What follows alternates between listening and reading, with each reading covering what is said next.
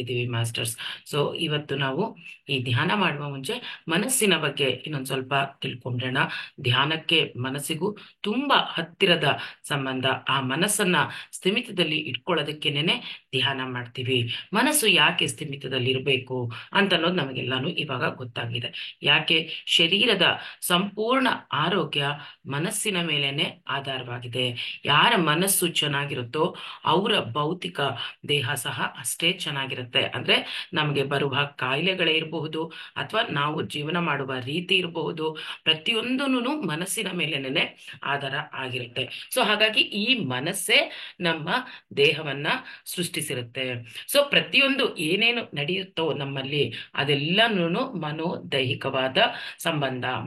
ಮನಸ್ಸಿಗೂ ಮತ್ತೆ ಆ ಒಂದು ದೈಹಿಕ ಒಂದು ಭೌತಿಕ ದೇಹಕ್ಕೂ ರಿಲೇಟ್ ಆಗಿರುವಂತಹದ್ದೇ.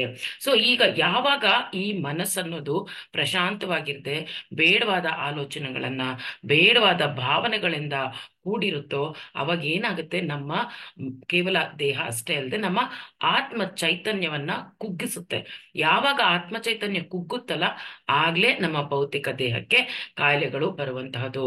ಯಾವುದೇ ಒಂದು ನಾವು ಕಾಯಿಲೆಗಳು ತುಂಬಾನೇ ಹೇಳ್ತೀವಿ, ವೈರಸ್ ಅಟ್ಯಾಕ್ ಆಗಿರ್ಬೋದು, ಬ್ಯಾಕ್ಟೀರಿಯಾ ಅಟ್ಯಾಕ್ಸ್ ಇರ್ಬೋದು, ಎಲ್ಲ ಕಾಯಿಲೆಗಳು, ಯಾವುದೇ ತರದ ಕಾಯಿಲೆಗಳು ಬಂದ್ರೂ ಅದು ನಮ್ಮ ಮನಸ್ಸಿನಿಂದಾನೇ.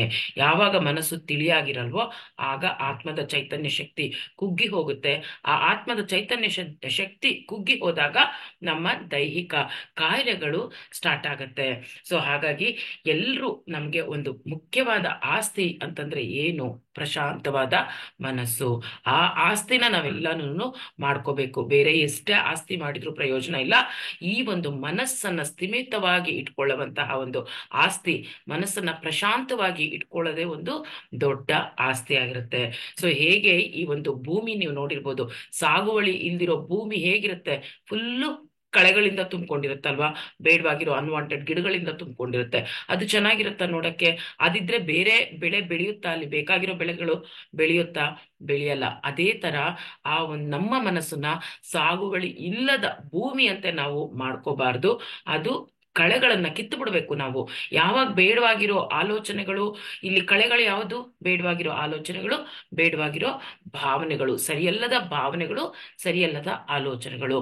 ಸೊ ಈ ಕಳೆಗಳು ತುಂಬಿಕೊಂಡಿದ್ದಾಗ ನಮ್ಮ ಮನಸ್ಸಿನಲ್ಲಿ ಒಳ್ಳೆಯ ಆಲೋಚನೆಗಳು ಬರಕ್ಕೆ ದಾರಿನೇ ಇರಲ್ಲ, ಒಳ್ಳೆಯ ಭಾವನೆಗಳಿಗೂ ದಾರಿ ಇರಲ್ಲ.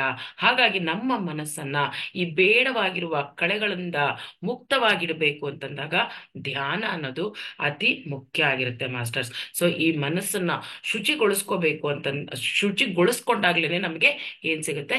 ದೈಹಿಕ ಆರೋಗ್ಯ, ಮಾನಸಿಕವಾಗಿ ಆನಂದ, ಆಧ್ಯಾತ್ಮಿಕ ಪ್ರಗತಿಗೂ ಸಹ ನಮ್ಮ ಮನಸ್ಸು ತುಂಬಾನೇ ಇಂಪಾರ್ಟೆಂಟ್ ಆಗಿರುತ್ತೆ. ನಮ್ಮ ಆಧ್ಯಾತ್ಮಿಕ ಪ್ರಗತಿ ಆಗ್ಬೇಕು ಅಂತಂದಾಗ ಈ ಮನಸ್ಸು ಅನ್ನೋದು ಒಂದು ಅಡಿಪಾಯ ನಮಗೆ ಅದಕ್ಕೆ.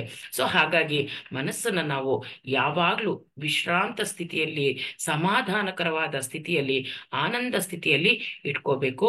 ಇದು ಯಾವ್ದ್ರಿಂದ ಸಾಧ್ಯ?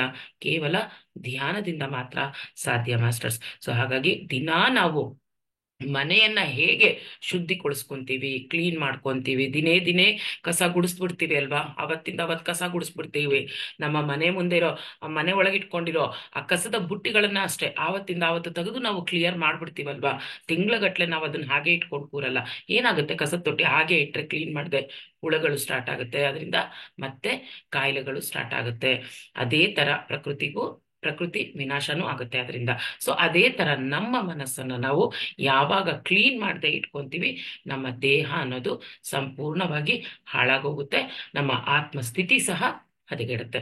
ಸೊ ಹಾಗಾಗಿ ಆತ್ಮದ ಉದ್ಧಾರಕ್ಕಾಗಿ, ದೈಹಿಕ ಒಂದು ಆರೋಗ್ಯಕ್ಕಾಗಿ, ಆನಂದ ಜೀವನಕ್ಕಾಗಿ ನಮ್ಮ ಮನಸ್ಸನ್ನ ನಾವು ಶುಚಿಯಾಗಿ ಇಟ್ಕೊಳ್ಳೋಣ ಮಾಸ್ಟರ್ಸ್. Thank you master.